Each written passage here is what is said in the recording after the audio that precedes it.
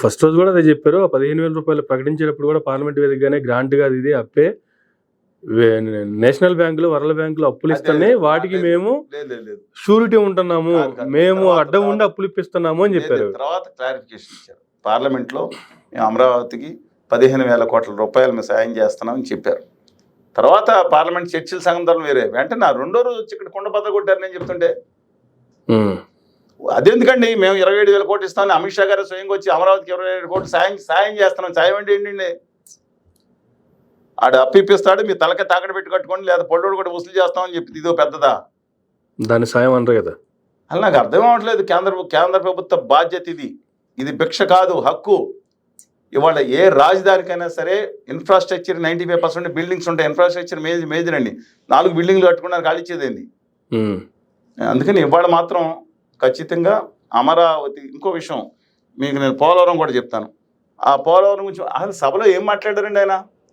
Polavaram high 3 సార్లమే ఏందండి? నమ్మక ద్రోహం చేసి నయవంచన చేసింది ఆ ప్రభుత్వం. నయవంచన, మోసం, పచ్చి దగా చేస్తే సిగ్గు లేకుండా. మళ్ళీ చెప్తున్నాను, నేను అంది పవన్ కళ్యాణ్ గారు అన్న, ఎందుకు మీరు దయచేసి ఇప్పుడు నన్ను ఏమన్నా అంటే పవన్ కళ్యాణ్ గారు చదివితే వాళ్ళ అమ్మాయిలు నేను అంద కాదు, ఎంపీలారా సిగ్గు సెర ఉందా అన్నారా లేదా? ఒంటి కారం రాసుకోండి అని అంది మీరా నేనా? ఎంపీలని ఇప్పుడున్న 35 మంది ఎంపీలను రాజీనామా చేశారు. అందులో గుజరాతీ ఫ్లవర్ని కూడా, పరిమళ వచ్చే నత్వాని గారిని కూడా అడుగుతున్నాను, మీరు గాడిదలు కాస్తున్నారా అని ప్రజలు అడిగితే ఏం సమాధానం చెప్తారు? With due respects to you. ఇవాళ బడ్జెట్లో పెట్టారు. ఏం పెట్టారు బడ్జెట్లో? మీరు చదువుకున్నారో లేదో ఏళ్ళు ముద్రగాళ్ళో నాకు తెలియదండి. దయచేసి చదువుకుంటే, ఎందుకు మీరు చదువుకోపోయినా నేను లేఖ రాశాను, మీ అందరికీ వచ్చి ఉంటుంది. అందులో 2 ఎంపీలు స్పందించారు, లావు గారు, మిథున్ రెడ్డి, లావు శ్రీకృష్ణదేవరాయలు, మిథున్ రెడ్డి గారు. కొంతవరకు నేను అడుగుతున్నాను, ఇవాళ దాన్ని శాశ్వతంగా బడ్జెట్ దృష్టిలో దాన్ని ఒక డెడ్ స్టోరేజ్ ప్రాజెక్ట్ చేసేస్తే మీరు ఎందుకంటే ఎంపీల కింద కూర్చుని ఒక్కొక్కళ్ళు ఇవాళ చిన్న సవరణ ప్రతిపాదించలేకపోయారు. అందరికీ పెట్టాం, 4 మీటింగ్ పెట్టాం. విశాఖపట్నం పెట్టా, విజయవాడలో పెట్టా, గుంటూరులో పెట్టా, లేకపోతే తిరుపతిలో నేను జేడి లక్ష్మణ్ గారు పెట్టాం.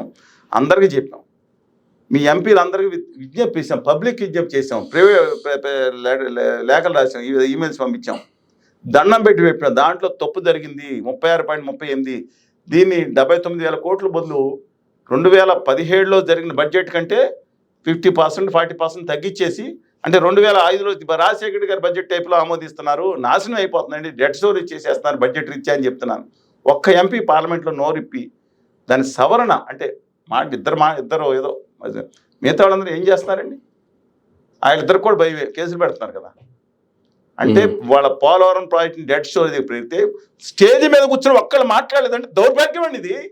భాజపా ఎందుకు కొట్టుకుంటున్నారు? పైగా ఆయన, నేను ఇంకోటి చెప్తాను, దయచేసి ప్రతి ఒక్కళ్ళు అర్థం చేసుకోండి. వీళ్ళు ఏం కొత్త ప్లాన్ ఏంటంటే, ఇప్పుడు ఇంతకుముందు ఆయన ఉండేవారు అనిల్ కుమార్ యాదవ్ గారు, అంబటి రాంబాబు గారు, దేవినేని ఉమామహేశ్వరరావు గారు, ఇప్పుడేమో రామానాయుడు గారు. వీళ్ళు నీటిపారుదల శాఖ మంత్రి గారు. మళ్ళా చెప్తున్నాను, దయచేసి ప్రజలారా మోసపోకండి. ఆ ప్రాజెక్ట్ స్పిల్వే డ్యామ్ అన్నీ కూడా ఇంతకుముందే 150 అడుగులు ఎత్తి నిలబెడటానికి పూర్తి అయిపోయినాయి. కాలువలు కూడా రైట్ సైడ్ కాలువ దాదాపుగా కంప్లీట్ అయిపోయింది.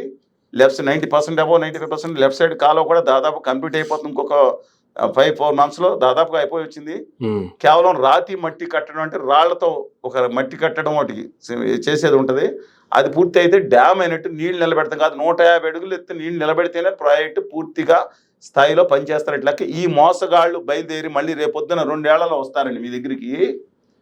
వచ్చి ప్రాజెక్టు పూర్తి అయిపోయిందని ఒకళ్ళనొకళ్ళు డబ్బాలు కొట్టుకుంటారు. నేను చెప్తున్నాను, కేంద్రంలో ఉన్నవాళ్ళు, నేను రాష్ట్రంలో భాజపా మంత్రులు కొట్టేవాళ్ళు ఇక్కడ. ఆ మోసగాళ్ళు వస్తాను. ఎందుకు నేను మోసగాళ్ళు అని నేను ఒక్కడిని అనలేదండి. దయచేసి ఉమాభారతి గారు ఎక్కడ, అమ్మ నమస్కారం అమ్మ ఉమాభారతి గారికి, మీరు ఎప్పుడైతే మోడీ గారి ప్రాజెక్ట్ 100% నిధులు ఇవ్వక్కర్లేదని అన్నారో, మేమందరం మీ దగ్గరికి వెళ్ళి విజ్ఞప్తి ఇవ్వగానే మోడీ గారికి లెటర్ షూట్ చేశారు. జలశక్తి మంత్రినిగా ఉన్న మీరు, మీకు తర్వాత కలిపి పుష్పం ఇచ్చి ధన్యవాదాలు తెలియదు. మీ వల్లనేమ్మా 100% నిధులు కేంద్రం రావాల్సిందని పెట్టుకుంది. కానీ ఆ మోడీ గారు అప్పటి నుంచి కక్ష పెట్టుకున్నారు. ఇవాళ వెళ్ళి ముఖ్యమంత్రి గారు మనవడు గారిని ఒళ్ళో కూర్చోబెట్టుకుంటారు, ఇంకొకరిని భుజాల మీద కూర్చోబెట్టుకోవచ్చు. ఆయన చేసే తక్కువ టమారు గజకర్ణ గోకర్ణ ఇంద్రజాల మహేంద్రజాల విద్యలకి దయచేసి మోసపోకండి. వాడు తెలుగుదేశం కేడర్లో కూడా మోడీ గారి మీద చాలా కోపం ఉంది. మళ్ళా చెప్తున్నా, కనపడతా ఉంది చాలామంది ప్రత్యక్షంగా. జగన్మోహన్ రెడ్డి గారి కేడర్లో కూడా మోడీ గారు అంటే ఖచ్చితంగా కోపం ఉంది, కడుపు రగులు పోతా ఉంది. తెలుగుదేశం కేడర్లో కూడా వామపక్షాల వాళ్ళు నిజాయితీగా నిలబడి ఉన్నారు. చెప్తున్నా ఇది సత్యం. నేను ఇవాళ ఏదైతే ఉత్తర భారతీయ ఆదాని గారి పార్టీ యొక్క ఎజెండాలో ఫినిష్ చేయాల్సిన పార్టీలో తెలుగుదేశం వైకాపా రెండు కూడా ఉన్నాయి. ఓకే, ఒకరి ముందు వాళ్ళు అనమాట. ఇప్పుడు వీళ్ళతో పరేమనండి, కొంచెం బలోపేతం కళ్యాణ్ గారు బాబు గారు బీజేపీ బలోపేతం అవగానే డెబిట్లన్నీ పక్క అకౌంట్లో క్రెడిట్లన్నీ వాళ్ళ అకౌంట్లో వేసుకుంటున్నారు కదా. అవగానే జగన్మోహన్ రెడ్డి గారిని ఉపేక్షించారు. జగన్మోహన్ రెడ్డి గారు కూడా ఖచ్చితంగా జైలుకి వెళ్ళాల్సిన పరిస్థితి డెఫినెట్గా. వాళ్ళు ఎప్పుడు తెలుసుకోవాలి, కేంద్రం తెలుసుకోవాలి, రాష్ట్రం కాదు. రాష్ట్రం వేసేస్తే మళ్ళీ బయటకు. అంటే చంద్రబాబు నాయుడు గారిని ఎందుకు అరెస్ట్ చేసినా ఈ గేమ్ ఆడిచ్చేదంతా పైన ఉన్న ఆదాని గారిని అర్థంగా రాజశేఖరం చేసే బ్యాచ్ అని అర్థం అనమాట. గారి ఉత్తర భారతీయ జనతా పార్టీ అనుకో. మీరు అన్నీ నేను చెప్తున్నాను, ఇంతకుముందు జరిగిందో లేదో కనుక్కోండి. ఓకే, చంద్రబాబు గారి ఇష్యూలు, వాళ్ళు జగన్మోహన్ రెడ్డి గారి ఇష్యూలు కూడా జరుగుతుంది. సబ్జెక్ట్ కేంద్రం ఆడించమన్నప్పుడు ఆడాలి. రాష్ట్ర ప్రయోజనాలు కాదే వాళ్ళ ముఖ్యం. వీళ్ళిద్దరి మధ్యన తగులు పెట్టి వీళ్ళు కొట్టుకుంటుంటే కూర్చుని అగ్గిపొలు వేసుకుని కూర్చుంటాం. వారి వైపు ఎలా కళ్యాణ్ బాబు గారు, ఆనాటి పవర్ఫుల్ కళ్యాణ్ బాబు గారు, హక్కుల కోసం ఆమరణ దీక్ష చేస్తాన కళ్యాణ్ బాబు గారు ఇప్పుడు మారిపోయారు కదా, అపరిచితులైపోయారు కదా. With due respect to him. ఇప్పుడు ఏమన్నా ఆయనకి 2019 తర్వాత మిమ్మల్ని మీ మీడియా మాత్రం మర్చిపోయాను నేను, నాట్ యువర్ సెల్ఫ్. 2019 తర్వాత ఉధృతంగా ఉద్యమం చేసాం మేము. ఎవడో కామెంట్ చేస్తున్నాడు బాబాయ్ గారు ఇవన్నీ, అది వాళ్ళు చూసుకోవాలి అక్కడ. మరి వాళ్ళు ఇప్పుడు గాడిలు కాస్తున్నారా? ఇప్పుడు గవర్నమెంట్ ఎవరున్నారండి? ఫస్ట్ ఇనీషియల్గా ఎవరున్నారు 2019లో? ఇప్పుడు సంవత్సరం నుంచి ఎవరున్నారు? ఎవడు తప్పు చేస్తే లోపల చేయండి. ఇవాళ మేము భయపడలా, రాష్ట్రం అంతా తిరిగాం. 2019 తర్వాత ఉధృతంగా ఉద్యమం చేసాం. 90% మీడియా వేయలేదు. అంటే మేము ఎటో ఒకటి కూర్చుని బంద్ చేయాల్సిన అవసరం స్వప్నం వ్యక్తిత్తున్నాం. చేసాం, అన్ని చేసాం. మా మీద అమరావతి కేసులు పెట్టారు, అమరావతి మీద కేసులు పెట్టారు. కానీ మీకు తెలిసిన మీద కేసులు పెడితే పొద్దున్న శాంతం వరకు పాజబెందులు కొడతారు. మాలాంటి మీద కేసులు పెడితే మీకు తర్వాత ఇంకా అన్ని స్టేషన్లు పిలిపించారు, మమ్మల్ని ఇంకా కేసులు పెట్టారు, వేధించారు. అయితే వెనక్కి తగ్గామా? అంటే దాన్ని బట్టి లేదా జగన్ గారి భార్య గారిని, చంద్రబాబు నాయుడు గారిని, చంద్రబాబు భార్య గారిని బూతులు ఇట్టని హీరోలు అవుతారు ఎవరన్నా? కాదు, మేము నిలబడ్డాం.